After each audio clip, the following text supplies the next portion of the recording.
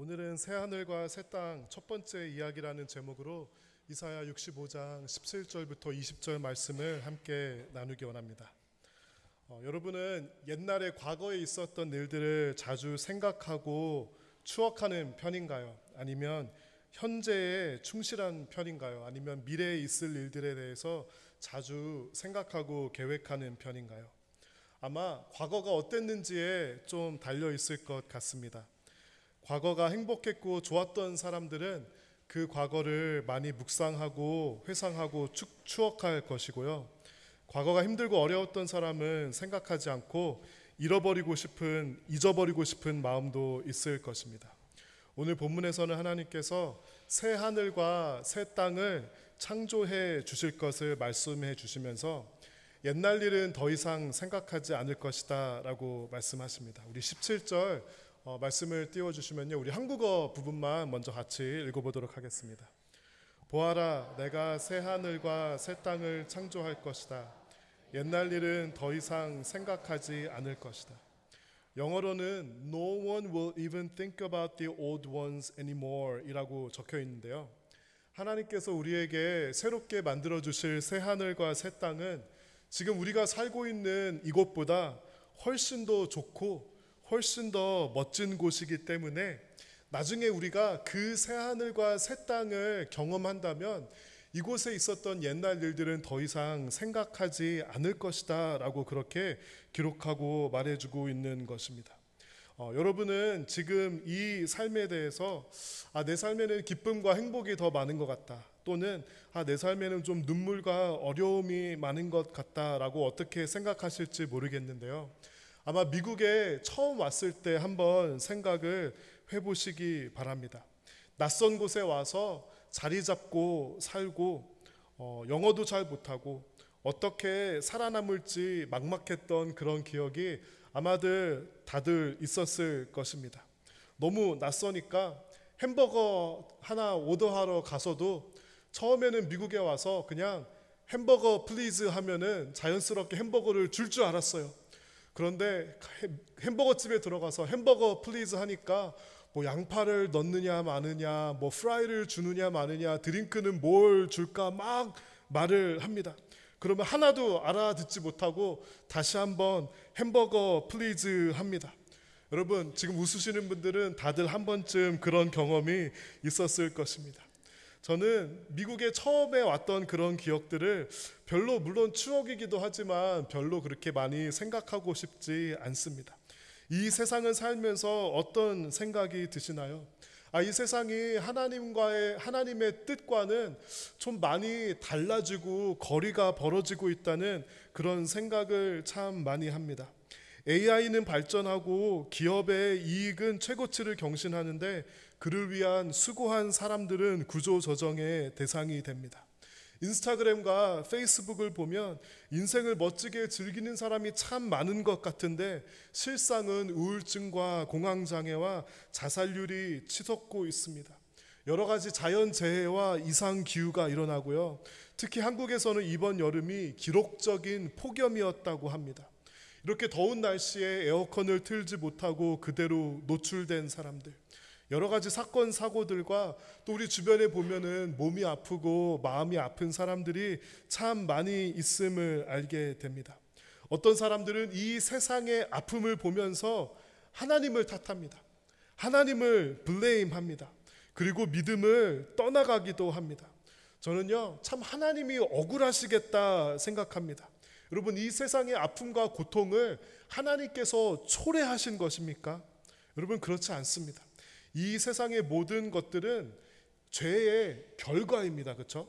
죄의 결과라면은 그 원인은 바로 죄입니다. 그런데 우리는 그 원인이 죄라고 생각하지 않고 하나님께 그 책임과 블레임을 떠맡기는 것은 아닐까 하고 생각해 보았습니다. 사람들이 잘못하고 죄를 짓고 욕심과 이기심으로 선택한 그 결과를 우리가 겪고 있는 것입니다. 보다 더 넓은 어떤 유니버설한 의미에서는 죄 때문에 우리가 서로 경쟁하며 살아가고 이기심으로 살아가고 이 세상이 저주를 받아서 우리가 살아가면서 참으로 척박하고 힘들고 상처와 아픔이 있는 그런 세상을 우리가 살아가는 것입니다. 하지만 성경에서 말씀해 주는 분명한 사실은 이 세상의 모습이 끝이 아니라는 거예요. 하나님께서 만드시고 계획하신 파이널 픽처가 아니라는 것입니다.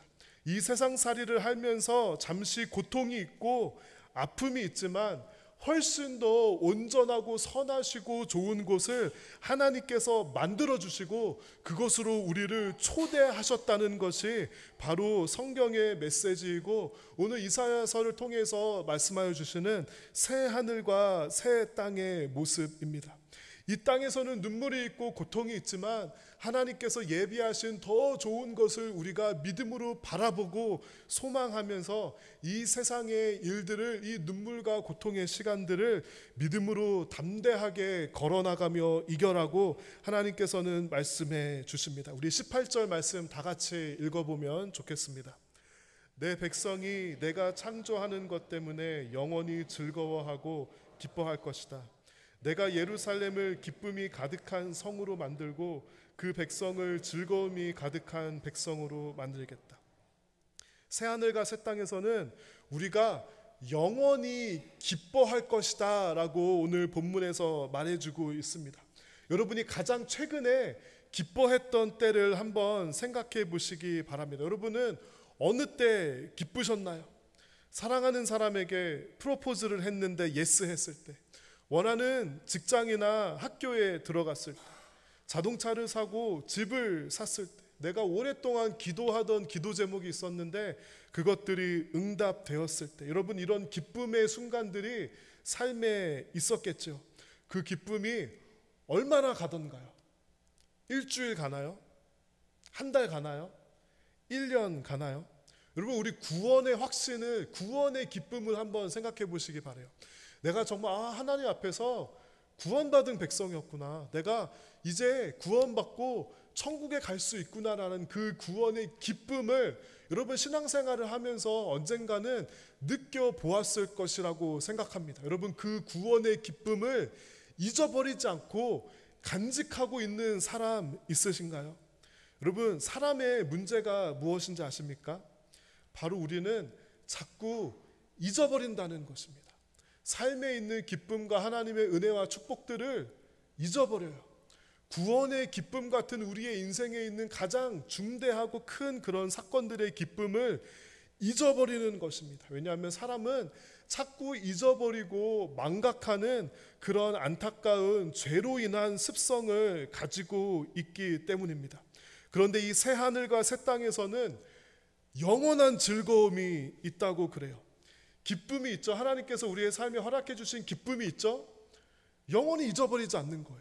그 기쁨을 계속 간직할 수 있는 그 능력이 새 하늘과 새 땅에 가면은 있는 거예요. 여러분 우리의 신앙은 하나님을 즐거워하는 마음으로부터 시작됩니다. 어떤 사람이 가장 영적이고 신실하고 신앙적으로 훌륭한 사람인지 아세요? 지식이 많고 헌신을 많이 하고 교회에 봉사를 많이 한 사람이 아니라요, 간직하는 사람이에요. 하나님께서 허락해 주신 그 기쁨을 잊어버리지 않고 간직하는 사람이에요. 그런 사람이 가장 훌륭한 사람인데요, 이 세상에는 안타깝게도 영원히 하나님의 기쁨을 간직할 수 있는 사람은 없습니다. 한결같은 사람이다, 저는 이 말을 참 좋아하는데요, 우리 사람들은 금방 잊어버려요.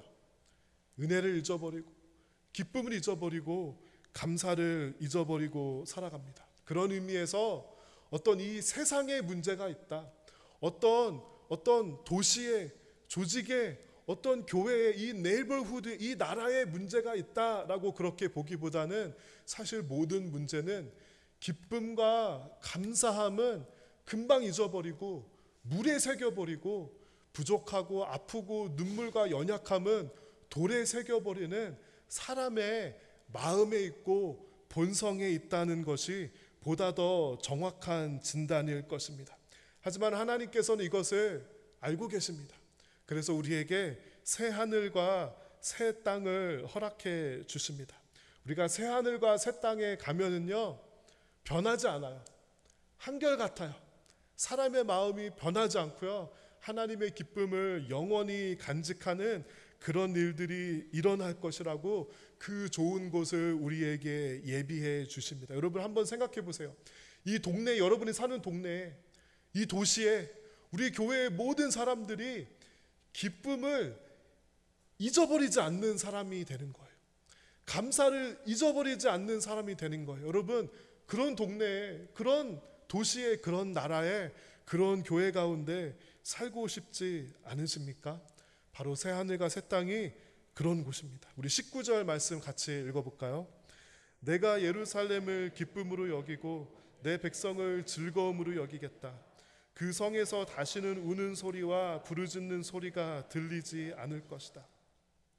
세상을 살아가면서 모든 사람들이 경험하는 것은 바로 고통입니다. 여러분, 어두운 침묵 가운데서 밤에, 한밤에 고통과 아픔으로 인해서 누군가 우는 소리 또는 부르짖는 소리를 들을 때 참으로 마음이 무너지고 무겁습니다. 예전에 기도회를 가면은 항상 기도회 앞자리에 앉아서 눈물을 흘리면서 그렇게 우시는 권사님이 한 분 있었습니다. 기도회에 나올 때마다 그 권사님은 그렇게 우시는 거예요. 어떤 사연이 있는지, 어떤 스토리가 있는지 좀 궁금하기도 하고요. 혹시 저분이 어떤 안타까운 일에 빠진 것은 아닌가 하는 걱정이 되기도 했습니다. 그래서 그분이 그렇게 우시니까 그분을 위해서 그렇게 기도했어요. 하나님, 저 권사님의 눈물이 멈춰지게 해주세요 라고 그렇게 항상 기도했습니다. 그것이 벌써 오래전 이야기인데요, 제가 지금 조금 더 나이가 들고 생각해 보니 물론 하나님께서 눈물을 멈춰주시는 것도 좋지만 그래도 그분에게 기도하며 울 수 있는 곳이 있어서 참 다행이었겠다는 생각을 해봅니다. 울꽃이라는 시가 떠올랐는데요, 제가 읽어드리겠습니다. 울꽃. 할머니 어디 가요? 예배당 간다. 근데 왜 울면서 가요? 울려고 간다. 왜 예배당에 가서 울어요? 울 데가 없다. 아마 이 시를 쓴 분이 어렸을 때 경험했던 것을 나중에 그 의미를 깨닫고 이 시를 썼던 것 같습니다. 우리가 살아가는 이 세상에서는 하나님께서 허락해 주시는 기쁨과 감사함이 있지만 또한 눈물을 흘리고 아파하는 일들이 분명히 있습니다. 그럴 때 우리는 이렇게 기도합니다. 하나님, 눈물을 없애주세요. 눈물을 웃음으로 바꿔주세요. 나의 신음소리를 기쁨의 소리로 바꿔주세요 라고 기도합니다. 때로는 하나님께서 우리의 삶을 역전해 주시는 것 같은 기도 제목을 들어주실 때도 있지만요, 때로는 그렇게 갑자기 180도 변화되는 그런 일들이 일어나지 않을 때도 있습니다. 하지만 하나님께서는 그런 우는 사람들에게 울 곳을 마련해 주시고 그들의 눈물을 닦아 주시고 위로해 주시는 하나님이십니다. 그리고 하나님께서는 이 세상에 있는 모든 문제를 우리가 기도하는 대로 100% 바꿔주시겠다, 그렇게 약속하시는 않으십니다. 하지만 하나님께서는 새 하늘과 새 땅을 통해서 약속해 주시면서요, 우는 소리와 부르짖는 그 소리가 들리는 이 세상이 끝이 아니다, 여기가 다가 아니다 라고 말씀해 주십니다. 우리는 가끔 우리의 스토리가 한 권의 책의 엔딩이라고 생각할 때가 있는데요, 오늘 본문에 의하면 This is not the end of the story, this is not the end of the book. 한 챕터는 눈물로 끝날 수 있지만 그 다음 챕터를 하나님께서는 새 하늘과 새 땅이라는 계획으로 열어가 주시는 것입니다. 이 또한 지나가리라. This shall also come to pass. 악한 자들의 형통도 기한이 있고요, 멈추는 날이 있고요, 의로운 자의 눈물과 고난도 끝을 정해 주셨다는 것이 바로 하나님의 메시지입니다. 우리가 여기서 잠시 멈추고 이런 질문을 던질 수가 있습니다. 그러면 도대체 이 새 하늘과 새 땅이 도대체 무엇입니까? 이것이 어떤 이상 속에서, 어떤 아이디얼 가운데서 존재하는 곳입니까? 하나님께서 그냥 사람들을 위로해 주려고 어떤 이런 희망을 주시는 것입니까? 또는 이것이 실제로 존재하는 물리적인 장소입니까? 라고 질문할 수 있고요. 그러면 이거는 천국을 말하는 것입니까? 라고 질문할 수도 있을 것입니다. 이에 대해서는 많은 신학적인 해석들이 있습니다. 20절 말씀을 보면은 이 새하늘과 새 땅이 단지 추상적이고 개념적인 장소는 아닌 것 같고요. 또 천국을 가리키는 것도 아닌 것 같아요. 왜냐하면요, 20절 말씀에 보면은 다시는 그 성에 며칠 살지 못하고 죽는 아이가 없을 것이며 수명을 다하지 못하고 죽는 노인도 없을 것이다.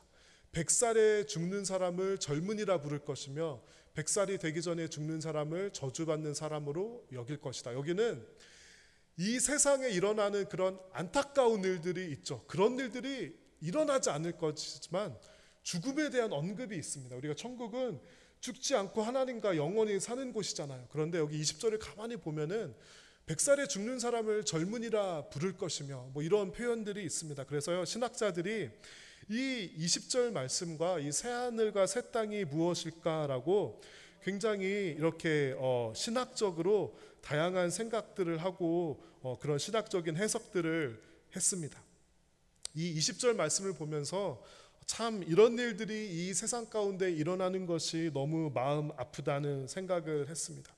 이 세상에서는요, 어린 아이들이 태어나자마자 목숨을 다하는 경우가 있고요, 끝까지 우리가 살지 못하고 아직 젊었을 때 명을 다하는 그런 일들이 이 세상에서는 일어납니다. 저랑 같이 신앙생활을 하던 청년이 있었습니다. 교회에서 너무 신실하게, 그 친구는 찬양팀에서 드럼 치면서 섬기고 신앙생활도 잘하고 공부도 열심히 하고 일도 잘하는 너무 멋있는 그런 청년이었습니다. 20대의 꽃다운 나이에 치료할 수 없는 병을 발견하게 되었습니다. 결국에는 몇 달을 투병하다가 하늘나라로 갔습니다. 그 20대 꽃다운 청년의 장례식에 교회 목사님도 오시고 그 청년의 가족과 부모님도 오시고 많은 친구들이 모였으니까 많은 젊은이들이 모였을 거 아니에요. 모든 사람들의 마음에 이런 질문이 있었습니다. 하나님, 왜 이런 일이 그 꽃다운 청년에게 일어났으며 왜 이 세상에는 이런 일들이 일어나는 것입니까? 그곳에서, 그 장례식에서 설교한 목사님의 말씀에 모든 사람의 안목이 모아졌습니다. 그 청년의 장례식에 목사님께서 어떤 해석과 해답을 해주기를 아마도 많은 사람들이 바라고 기대하지 않았겠습니까? 또 그 목사님이 그 장례식 설교를 하면서 어떤 말씀을 전해야 할까 참 고민되지 않았겠습니까? 이런 상황에서 사람들은 자꾸 신학적인 해석과 설명을 하려는 그런 유혹에 빠집니다. 물론 그런 일들이 왜 일어나는지 저도 여러분들께 몇 가지 이유와 해석과 설명들을 할 수는 있을 것입니다. 예를 들면 이런 것입니다. 결국에는 죄 때문에 그렇다. 죄는 이 세상에 실제적으로 질병과 사고의 가능성을 많이 높였고, 죄는 심지어 유전자 변형까지 일으켰다. 죄가 누적된 이 세상의 흐름 때문이다. 또는 여러 가지 어떤 사회적, 환경적 그런 이유를 들면서 설명을 할 수도 있을 것입니다. 하지만 아무리 신학적으로 정교한 언어로 또는 논리적인 설명으로 그 메시지를 전한들 마음 아파하고 슬퍼하는 사람들에게 큰 위로와 도움이 되지는 못했을 것입니다. 이사야에서 말하는 새하늘과 새 땅이 천국을 말하는 것은 아닌 것 같다는 신학적인 중론이 있습니다. 또 요한계시록에 보면은 새하늘과 새 땅이라는 같은 표현이 나오는데 좀 비슷한 점도 있고 다른 점도 있다는 것이 또 신학자들의 또 논의입니다. 이런 것을 가지고 신학적으로 이렇게 더 정교하게 파고들자면 1시간, 2시간으로도 부족하고요. 어떤 사람은 이것이 예수님이 재림하신 다음에 이 땅에 세워질 천년 왕국 밀레니엄 킹덤이다. 뭐 전천년설, 후천년설, 디스펜세이셔널리즘 다양한 어떤 나중에 사람들이 정교하게 만든 신학적인 해석과 설명과 논리들이 있을 수 있습니다. 하지만 그런 어떤 설명과 복잡함에 빠지기 전에 이 말씀을 듣고 있던 당대의 이스라엘 사람들은 후천년설, 전천년설, 천년왕국 이런 거 몰랐어요. 그리고 별로 신경도 안 썼어요. 그것들이 그들에게 중요한 것이 아니었습니다. 그들에게 중요한 것이 무엇이었냐면요, 당시의 사람들이 이런 아픔과 어려움과 혼란 속에서 살고 있었을 때 하나님께서 이사야를 통해서 그들에게 새 하늘과 새 땅을 통해서 말씀해 주시면서 이 땅의 고통이 끝이 아니다, 이 땅의 눈물이 끝이 아니다, 하나님께서는 더 좋고 더 선하신 곳을 준비해 주셨다라고 전해주는 그 메시지와 소망이 바로 이 새 하늘과 새 땅의 중심에 있었던 것입니다. 여러분, 고난과 어려움을 당하고 있는 사람이 있다면 신학과 논리로 설명하려고 하지 마십시오. 욥의 친구들이 욥에게 큰 도움이 되었습니까? 차라리 위로를 해주세요. 차라리 그들의 손을 잡아주시고요, 설명하려고 하지 말고 그들을 위로해주고 따뜻한 말 한마디를 해주십시오. 그리고 그들에게 소망을 불어넣어 주시기 바랍니다. 이 고난에 대해 완벽하게 내가 설명하고 해석할 수는 없지만 이 고난이 끝이 아니야. 하나님께서는 더 나은 미래와 새하늘과 새 땅을 준비하시고 소망을 가지고 붙들라고 그들에게 소망을 불어넣어 주시기 바랍니다. 신약 성경 시대로 넘어와서 예수님이 퍼블릭 미니스트리를 시작하셨습니다. 그러면서 예수님께서는 하나님 나라에 대해 선포하고 가르치셨어요. 우리 마가복음 1장 15절 다 같이 읽어보면 좋겠습니다. 예수님께서는 때가 되었다, 하나님 나라가 가까이 왔다, 회개하고 복음을 믿어라 하고 말씀하셨습니다. 여러분, 하나님 나라가 무엇인가요? 여러분, 제가 하나님 나라가 무엇입니까? 라고 말씀드리면 정확하고 정교하게 한두 문장으로 요약해서 말씀해 주실 수 있으신가요? 이것을 가지고 신학자들에게 하나님 나라가 뭔지 한두 문장으로 정의해 보십시오라고 하면은 똑같이 정교한 문장으로 그렇게 표현할 수 있을까요? 아마도 그렇지 않을 것입니다. 예수님께서도요, 하나님 나라를 프리치하시면서 다양한 패러블과 다양한 가르침으로 말씀해 주셨습니다. 예수님께서 살아 계셨던 그 시대에서는요, 왕국들이 있었고 나라가 있었어요. 당시 이스라엘 사람들은 왕이 다스리는 왕국에 익숙했고요, 또 로마 왕정이 다스리던 시대에 살고 있었습니다. 나라에는요, 왕국에는 왕이 있었고 군대가 있었고 정부와 영토가 있고 세금이 있었습니다.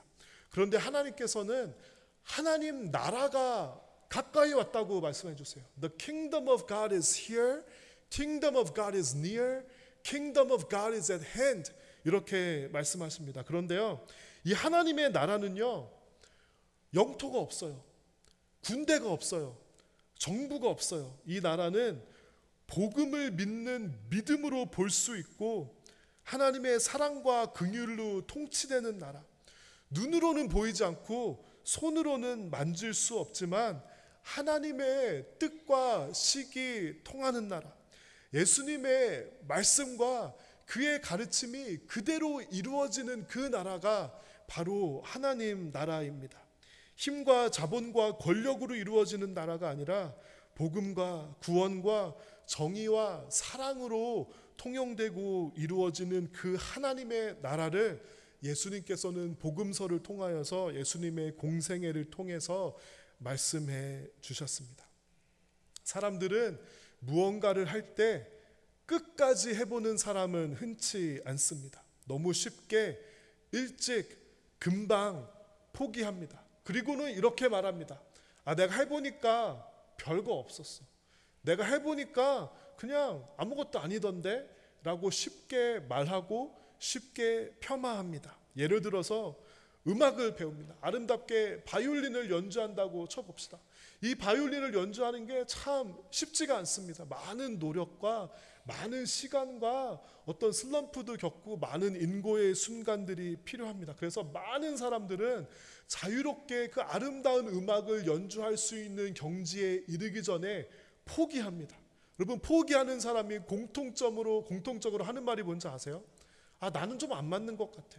해보니까 너무 어려워. 해보니까 별거 아니야. 라고 그렇게 이야기합니다. 그런데요, 포기하지 않고 끝까지 바이올린을 연습했을 때 비로소 경험할 수 있는 그 아름다움과 자유함이 있습니다. 음악도 그렇고 운동도 그렇고 공부와 일도 그렇고요. 신앙도 마찬가지입니다. 신앙도요, 포기하지 않고 소망을 가지고 끝까지 가봐야 합니다. 아무리 타고난 재능을 가지고 좋은 환경에서 했을지라도 포기한다면 그 끝에 가서 아름다움과 자유함과 그 풍성함을 경험하지 못합니다. 여러분, 이 인생에 고난이 있고 고통이 있고 눈물이 있어요. 여기서 넘어지고 멈추고 이렇게 말할 수도 있어요. 아, 신앙생활 해보니까 별로 삶에 도움이 안 되고 내 삶의 문제가 해결이 안 되더라, 이렇게 얘기할 수도 있습니다. 아, 교회도 내가 다녀보고 집사도 해보고 장로도 해보니까 별거 아니더라. 아, 뭐 내가 신앙생활 해보니까 그냥 다 거기서 거기더라 라고 말하는 사람이 있을지도 모릅니다.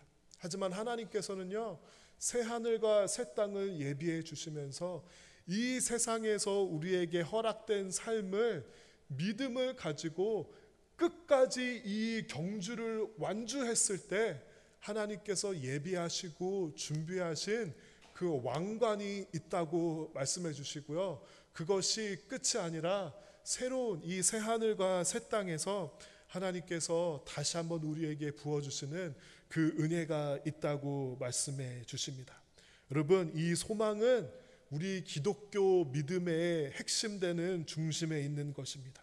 이 소망이 없다면 기독교 믿음의 진수를 경험하지 못한 것입니다. 베드로전서 3장 15절 16절을 우리 다 같이 읽어보면 좋겠습니다. 마음속에 그리스도만 거룩한 주님으로 모십시오. 여러분이 가지고 있는 소망에 관해 묻는 사람들에게 대답할 말을 준비해 두십시오. 그들에게 공손하고 친절한 태도로 그것을 설명해 주십시오. 늘 바르게 살아가십시오. 그러면 그리스도 안에서 선하게 살아가는 여러분을 헐뜯는 사람들이 도리어 부끄러움을 느낄 것입니다. 이 말씀에서요, 여러분이 가지고 있는 소망에 관해 묻는 사람들에게 대답할 말을 준비하라고 그렇게 우리에게 권면하고 있습니다. 여러분의 신앙 가운데 소망이 있으신가요?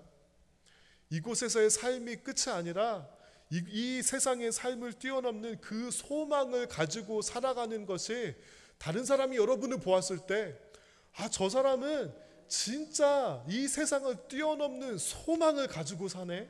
여러분, 그 소망을 가지고 사세요. 그러면 다른 사람들이 그 소망에 관해 묻는 사람들이 분명히 있을 것이다 라고 오늘 성경에서 말해주는 거예요. 그 소망을 없는 사람에게는 묻지도 않을 거예요. 그런데 그 소망을 가지고 산다면 여러분들에게 분명히 묻는 사람들이 있을 것입니다. 그들에게 공손하고 친절한 태도로 그것을 설명해 주십시오.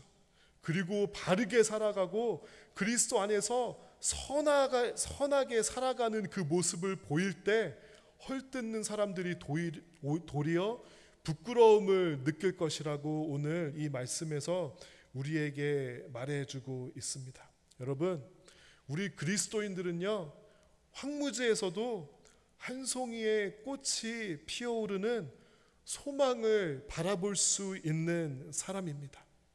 고통과 눈물 속에서도 영원히 변하지 않는 기쁨을 주신다 약속하신 주님을 바라보며 살아가는 사람입니다. 부조리와 아픔이 많은 이 세상 가운데서도 새 하늘과 새 땅 가운데 그 소망을 거두지 않는 사람이 바로 성도입니다. 누군가는 절망하고, 누군가는 포기하고, 누군가는 손가락질하고, 누군가는 어리석다 하고, 누군가는 폄하할 때 그 소망을 놓지 않는 사람이 바로 그리스도인인 것입니다. 이 세상에서 가장 아픈 곳으로, 가장 낮은 곳으로 가서 복음의 소망을 가장 어두운 곳에서 선포하고 그 아픔을 끌어안는 것이 바로 성도인 것입니다. 여러분, 그 새하늘과 새 땅을 바라보며 소망을 놓지 않는 성도 여러분들이 되시기를 바라고 기도합니다.